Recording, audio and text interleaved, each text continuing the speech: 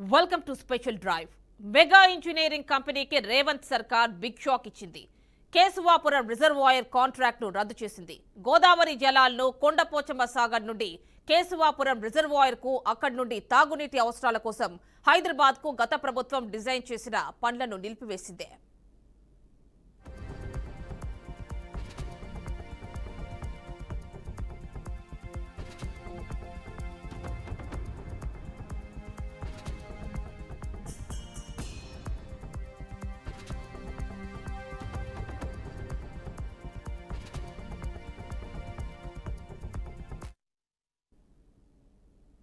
గత బీఆర్ఎస్ ప్రభుత్వ హయాంలో మెగా ఇంజనీరింగ్ కంపెనీకి అప్పగించిన కేశవాపురం రిజర్వాయర్ నిర్మాణ పనుల ఒప్పందాన్ని రేవంత్ సర్కార్ రద్దు చేసింది. ఈ రిజర్వాయర్ నిర్మాణం అధిక వ్యయంతో కూడుకున్నదని కావడంతో మొత్తంగా కేశవాపురం జలాశయం ప్రతిపాదన కూడా రద్దు చేస్తూ నిర్ణయం తీసుకుంది. తక్కువ ఖర్చుతోనే హైదరాబాద్ జంట నగరాలకు తాగునీరు అందించేలా కొత్త ప్రాజెక్టు చేపట్టేందుకు సిద్ధమైంది. గత ప్రభుత్వం హైదరాబాద్ జంట నగరాలకు తాగునీటిని అందించే ఉద్దేశంతో కేశవాపురం రిజర్వాయర్ ను నిర్మించాలని నిర్ణయించింది. గోదావరి ఫేజ్ 2 ప్రాజెక్టు క్రింద 10 టీఎంసీల సామర్థ్యంతో దీనిని నిర్మించేలా చర్యలు చేపట్టింది.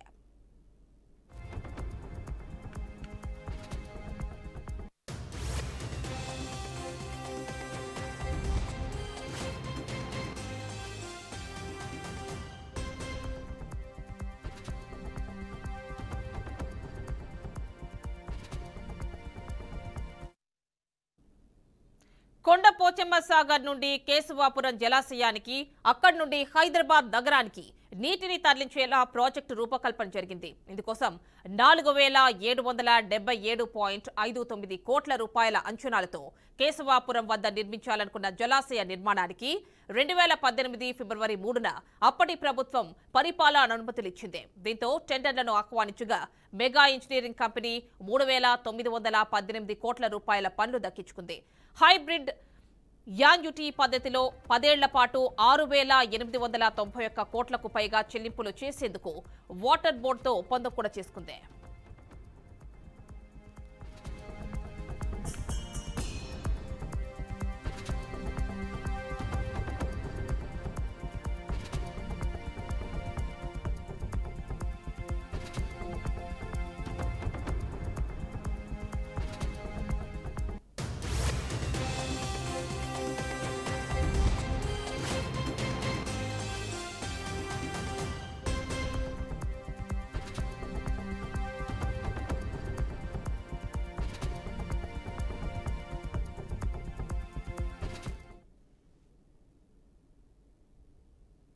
గత ప్రభుత్వంలో ప్రతిపాదించిన డిజైన్ల ప్రకారం ప్రాజెక్టు అమలు చేయాలంటే అటవీ భూములు, రక్షణ భూములను సేకరించాల్సి రావడం, అలైన్మెంట్ సమస్యలు, భూసేకరణ చిక్కులు ఉండటంతో 6 ఏళ్లుగా ప్రాజెక్టు పనులు చేపట్టలేని పరిస్థితి ఏర్పడింది.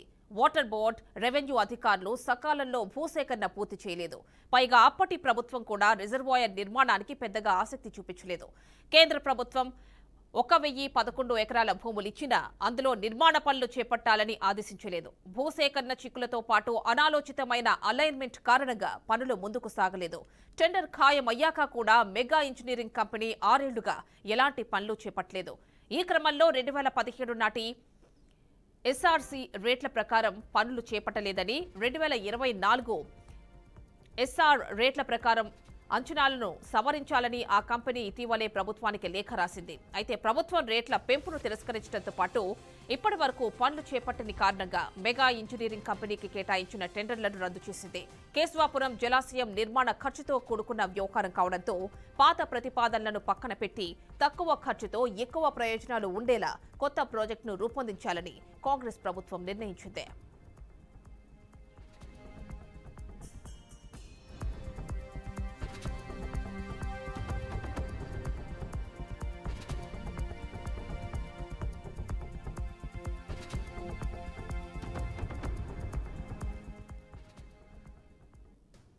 కొత్త ప్రతిపాదనల ప్రకారం హైదరాబాద్ నీటి అవసరాలను తీర్చడం కోసం చేపట్టిన గోదావరి ఫేజ్ 2 పథకంలోని మల్లన్న సాగర్, హిమాయత్ సాగర్లకు గోదావరి నీటిని మళ్లిస్తారు. హైదరాబాద్ కు 10 టీఎంసీలు, ఉస్మాన్ సాగర్, హిమాయత్ సాగర్లకు జంట జలాశయాలకు 5 టీఎంసీల నీరు అందించడంతో పాటు ఇతర అవసరాలు తీర్చడానికి మల్లన్న సాగర్ నుండి 15 టీఎంసీల నీటిని తరలించేలా ప్రభుత్వం ప్రణాళికలు సిద్ధం చేసింది. ఇందుకు సంబంధించిన ప్రతిపాదనలకు ఇటీవలే కేబినెట్ ఆమోదం కూడా తెలిపింది. ఈ నిర్ణయం వల్ల ప్రభుత్వానికి సుమారు 2,000 కోట్ల రూపాయలు ఆదా అవుతుందని అంచనా వేశారు. గత ప్రభుత్వ డిజైన్ ప్రకారం 6 సార్లు నీటిని ఎత్తిపోసి హైదరాబాద్ కు నీటిని తరలించాల్సి ఉండగా గోదావరి ఫేజ్ 2 ప్రతిపాదన ప్రకారం కేవలం 2 సార్లు మాత్రమే నీటిని ఎత్తిపోస్తే సరిపోతుంది. ఉస్మాన్ సాగర్, హిమాయత్ సాగర్లను నింపేందుకు ఎక్కువ భాగం గ్రావిటీతో నీరు రానుంది. దీంతో నిర్వహణ వ్యయం, విద్యుత్ భారం కూడా తగ్గుతాయి. ఇప్పటి వరకు 1000 లీటర్ల నీటికి వాటర్ బోర్డు 48 రూపాయలు ఖర్చు చేస్తుండగా గోదావరి ఫేజ్ 2తో ఈ ఖర్చు 44 రూపాయలకు తగ్గనుంది.